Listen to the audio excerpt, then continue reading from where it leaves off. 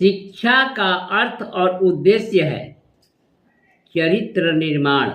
यदि आपके विद्वता की झलक आपके आचरण में नहीं दिखती तो आप में और नाली के उस कीड़े में क्या फर्क है जो जिस नाली में जन्म लेता है, पलता बढ़ता है, उसी में दम तोड़ देता है।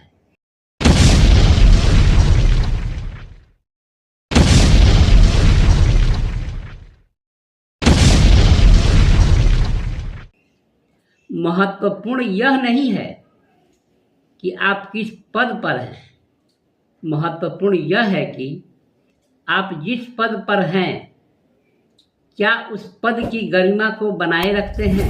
महत्वपूर्ण यह है कि क्या आपको अपने कर्तव्य और जिम्मेदारियों का बोध है।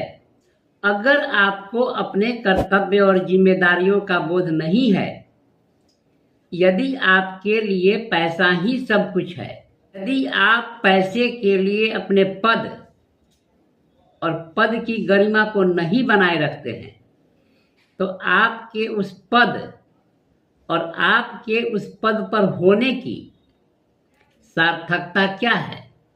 आपके उस पद पर होने या न होने से इस राष्ट्र, इस देश के किसी भी नागरिक को या इस राष्ट्र, इस देश को क्या फर्क पड़ता है। ऐसा कोई कार्य जिसकी अनुमति हमें हमारा संविधान नहीं देता, यदि आप करते हैं तो आप निश्चित रूप से अपनी माँ, अपनी बहन, अपनी बेटी की दलाली करते हैं। निश्चित रूप से आप अपनी माँ, अपनी बहन, अपनी बेटी के दलाल हैं। इससे क्या फर्क पड़ता है कि आप एक IAS हैं या एक IPS हैं या कोई अधिकारी, कर्मचारी या व्यापारी। यदि आप एक IAS या IPS हैं तो निश्चित रूप से एक किसान, मजदूर और बनिहार से अधिक दोषी हैं, क्योंकि आप संविधान के ज्ञाता हैं। आप जैसे अधिकारियों को बीच चौराहे पर गोली नहीं मारना चाहिए, एक एक इंच कर, एक एक अंग तब तक काटना चाहिए जब तक आप जैसे अधिकारियों और पदाधिकारियों को 72 अप्सराओं के दर्शन नहीं हो जाते। जिंदगी जीने के लिए पैसा आवश्यक है, पर जो पैसा स्वाभिमान की कीमत पर मिले, मौत उससे अच्छी है। ऐसा कोई कार्य जिसकी अनुमति हमें हमारा संविधान नहीं देता, न स्वयं करें, न अपने पिता, पुत्र या भाई को करने दे। अपने पिता, पुत्र या भाई को न अपना दलाल बनाएं, न स्वयं एक वेश्या का ताज पहने। यदि आपका पिता, पुत्र या भाई वेतन से अधिक पैसा घर में लाता है तो उससे पूछें कि बिना मेरी अनुमति के तुमने मुझे कहाँ बेचा और क्यों बेचा।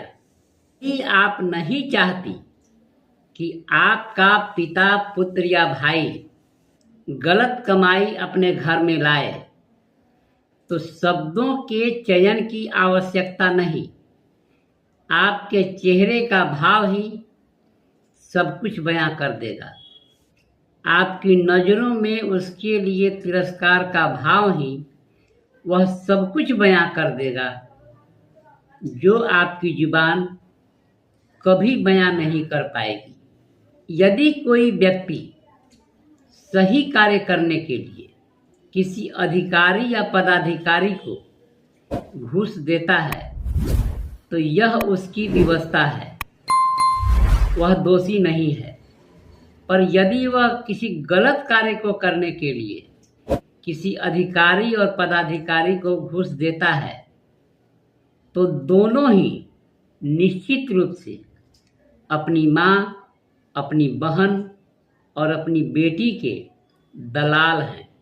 यह कलम बाल गंगाधर तिलक, चंद्रशेखर आज़ाद, भगत सिंह, दुर्गा भाभी, सुभाष चंद्र बोस और हर उस नायक से प्रेरित है जिसने इस भारत माँ की आबरू के रक्षा में अपना सर्वस्व न्यौछावर कर दिया, अपने प्राणों की आहुति दी।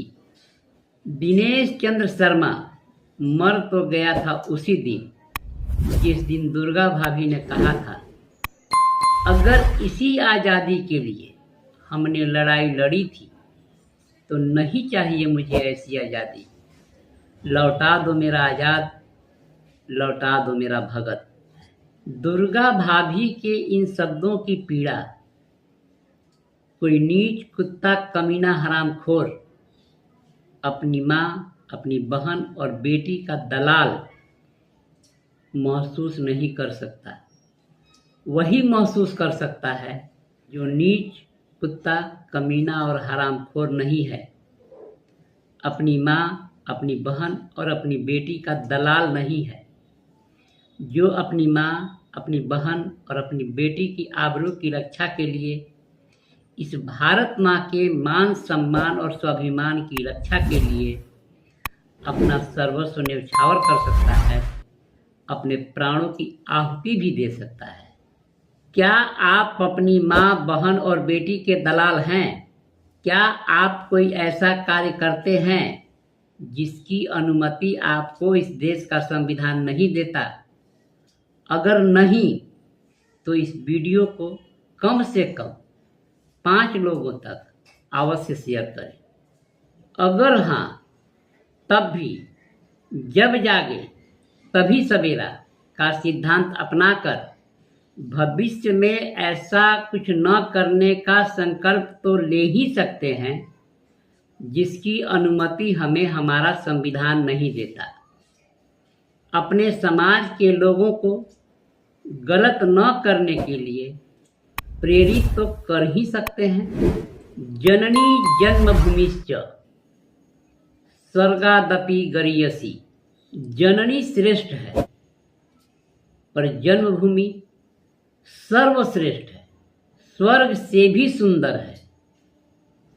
ऐसा कोई कार्य जिसकी अनुमति हमें हमारा संविधान नहीं देता, न करें, न किसी को करने के लिए बाध्य करें, क्योंकि ऐसा करना अपनी माँ, अपनी बहन और अपनी बेटी का बलात्कार करने के समान है।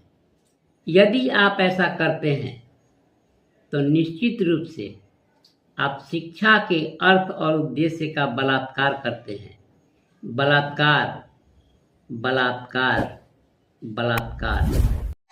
यदि यह समाचार आपको किसी प्रकार उपयोगी लगा हो तो चैनल को लाइक, शेयर और सब्सक्राइब करें।